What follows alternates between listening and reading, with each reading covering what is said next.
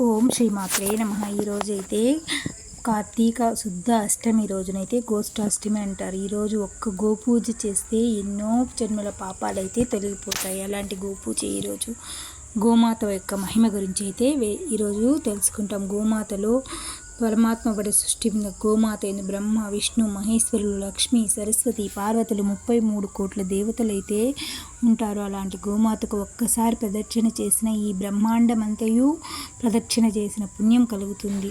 అంటే ఈ భూమండలానంతా ప్రదక్షిణ చేసినంత ఫలం అయితే మనకు కలుగుతుంది. గోవు యొక్క కొమ్ముల యందు బ్రహ్మదేవుడు ఉంటారంట, విష్ణువు ఉంటారంట. అనగా కొమ్ములు కుడి పక్కన బ్రహ్మదేవుడు, ఎడం పక్కన విష్ణుమూర్తి ఉంటారు. కావున కొమ్ములను కుడి పక్కన బ్రహ్మదేవుని పూజించిన వారికి సంతానం అయితే కలుగుతుంది. ఎడం పక్కన విష్ణుమూర్తిని పూజించిన వాళ్ళకైతే జ్ఞాన వృద్ధి, మోక్షమైతే లభ్యమవుతుంది.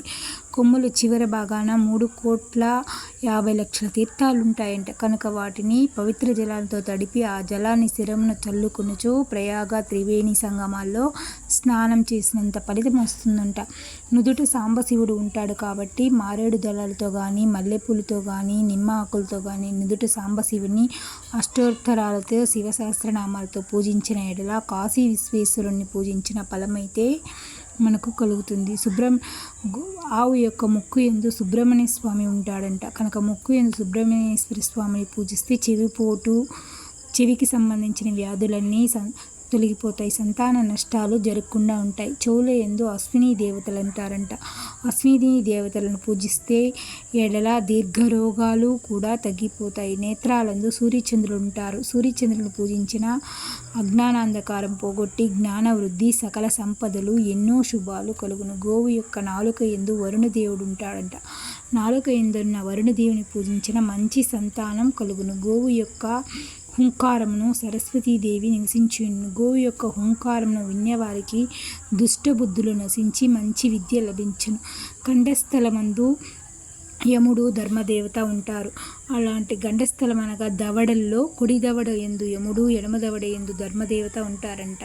అలాంటి గోవు ధర్మానికి అధిష్టాన దేవత కాబట్టి కుడి దవడ యందు యముణ్ణి పూజించిన పాపాలు నశించి యమబాధలు ఉండవు. ఎడమ దవడ యందు ధర్మదేవతను పూజించిన ధర్మాలు చేసిన వారికి లభించిన పుణ్యమైతే మనకు లభిస్తుంది. ఈ విధంగా అణువణువు గోవులో ప్రతి ఇది భగవంతుడైతే నివసించుంటాడు. అలాంటి గోమాతను పూజించి మనం సకల ఐశ్వర్యాలైతే పొందుతాము. జ్ఞాన వృద్ధి కలుగుతుంది. మనకి పెదవులందు ప్రాతకాలంలో సంధ్యాదేవతలు, సాయంకాలం సంధ్యాదేవతలు ఉంటారంట. వారిని పూజించితే వలన సంధ్యావందనం చేయుటలో లోపాలు, సంధ్యాకాలం నిద్రించుట, కలహమాడుట, సంగమించుట, మలమూత్రాలు విడుచుట మొదలగు సమస్త పాపాలన్నీ నశించిపోతాయి. కంఠమునందు ఇంద్రుడు ఉంటాడు. కంఠమందు ఇంద్రుని పూజించిన ఎడల సంతాన వృద్ధి, ఇంద్రియపటుత్వం కలుగును. పక్షవాతాది రోగాలు వీరికి దరిచేరవు. ఈ విధంగా ఇంద్రుడు మంచి ఆరోగ్యాన్ని కలుగునట్లు దీవించును. వక్షస్థలమందు సాధ్య దేవత అంటారంట. సాధ్య దేవతలు అనగా వీరి దేవతల్లో ఒక తెగవారు. వక్షస్థలమందు వీరి పూజించిన వారికి ఎంతటి అసాధ్యమైన కార్యాలైనా సుసాధ్యమగునంట.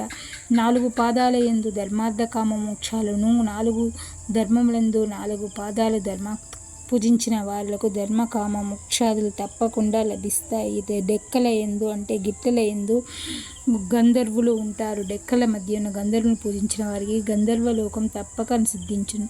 డెక్కల యందు చివరి భాగంలో నాగులుందురు.